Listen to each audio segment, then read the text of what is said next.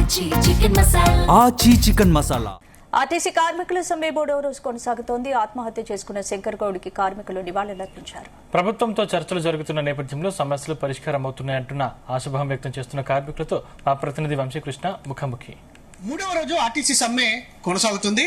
నిన్న శంకర్ గౌడ్ మృతితోటి కొంత ఉద్రిక్తత పరిస్థితులు రాష్ట్రంలో నెలకొన్నాయి. ప్రతి ఆర్టీసీ డిపో వద్ద భారీగా పోలీసులను ఏర్పాటు చేశారు. ప్రజెంట్ మనం బర్కత్పుర డిపో వద్ద ఉన్నాం.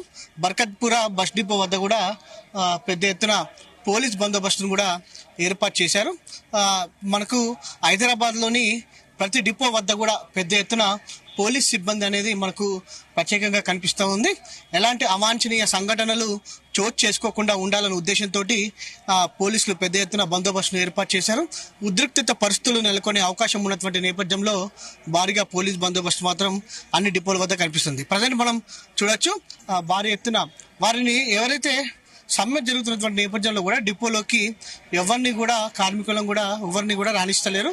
ఒకసారి మనము చూడొచ్చు, వందల మంది ఆర్టీసీ కార్మికులు బర్కత్పుర డిపో వద్ద ఏదైతే నిరసన కార్యక్రమాన్ని చేపట్టినటువంటి సందర్భం మనకు కనిపిస్తూ ఉంది. మనం కొంతమంది కార్మికులతో కూడా మాట్లాడించే ప్రయత్నం చేద్దాం. చెప్పండి, ఈరోజు ఉదయం నుంచి ప్రతి డిపో వద్ద కూడా వందల మంది పోలీసులు పహారా కాస్తా ఉన్నారు. డిపోల నుంచి కూడా బస్సులు బయటకు వెళ్ళినటువంటి పరిస్థితి కూడా మనకు కనిపిస్తుంది. దీని గురించి మీరేమంటారు? ఇక సమ్మె అయితే కొనసాగుతుంది 3వ రోజు విజయవంతంగా.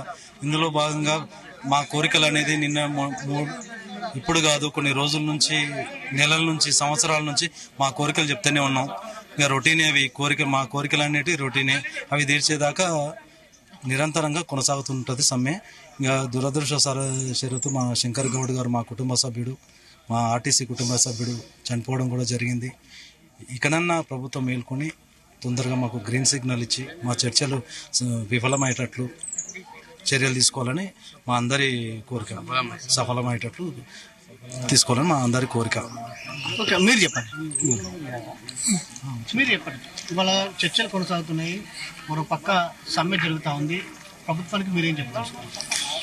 మా సమస్యలు పరిష్కరించి సామరస్యంగా పరిష్కారం దిశగా తీసుకుపోవాలని ప్రభుత్వాన్ని విన్నవించుకుంటున్నాం. ముఖ్యంగా ఏంటంటే ఈ ప్రభుత్వం ఎంత నిర్లక్ష్యం చేస్తే అంత నష్టం మాకే జరుగుతుంది తప్ప ప్రభుత్వానికి నష్టం ఏం జరగలేదు. ఇట్లా వీళ్ళు ప్రభుత్వ నిర్లక్ష్య వైఖరంగా కార్మికులు ఆత్మబలిదానాలు చేసుకుంటున్నారు. ఇవి ఆపాలంటే వాళ్ళు మా సమస్యలు, మా మేనిఫెస్టోలో వాళ్ళు పెట్టిన సమస్యలు ఒకటి, ప్లస్ మా కార్మికులు డిమాండ్స్ ఏమేమి ఉన్నాయో, మా సంబద్ధమైన కోరికలు ఉన్నాయో అవి పరిష్కరించాలని కోరుతున్నాం. కొంతమంది మహిళా కార్మికులు కూడా ఉన్నారు ఆర్టీసీకి సంబంధించి, వారితో కూడా మనము మాట్లాడించే ప్రయత్నం చేద్దాం. చెప్పండి అమ్మా. ప్రాబ్లం ఏంటంటే మేము అవుట్సోర్స్ గా మేము ఇలా జాయిన్ అయ్యాము.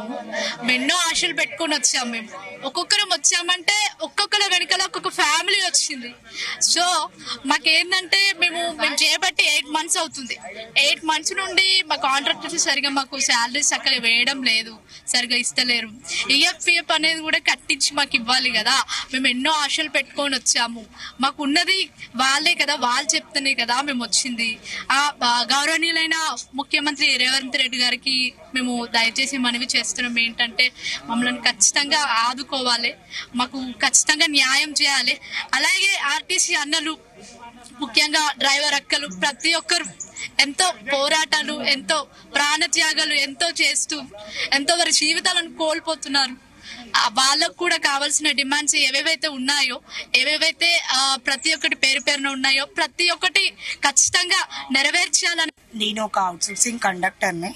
మాకు జాబ్లో జాయిన్ అయినప్పుడు 25,000 ఇస్తున్నారు. మొత్తానికి మాకు 15,500 వస్తుంది. అలా పిఎఫ్ ఈఎఫ్ఐ కట్ అయ్యి 14,500 ఇస్తున్నారు. అది అకౌంట్ త్రూ కొడుతున్నాడు. అకౌంట్ త్రూ కొట్టకుండా మన ఇంటి చుట్టూ 3 సార్లు 4 సార్లు తిప్పుతున్నాడు. తిప్పిన తర్వాత చేతికి ఇస్తున్నాడు అమౌంట్. ఒక్కడు చెప్తేనే మాకు అవుట్సోర్సింగ్ విధానం వద్దు, మాకు రెగ్యులర్ చేయాలి. మేమేమంటున్నాం అంటే అన్న వాళ్ళతో మేము పాటుగా అక్క వాళ్ళతో పాటు మేము మార్నింగ్ లేస్తున్నాము, వస్తున్నాం, మా విధి విధానాలు చేస్తున్నాం. మేము ఒక్క విషయం చెప్తున్నా, మేము కూడా బస్సులో మాకు ఏమన్నా అయితే మాకు ఎలాంటి ఫెసిలిటీ, మెడికల్ దాంట్లో కూడా ఎలాంటి ఫెసిలిటీ మాకు పెట్టలేదు. మాకు కూడా తాన్నాక కావాలి.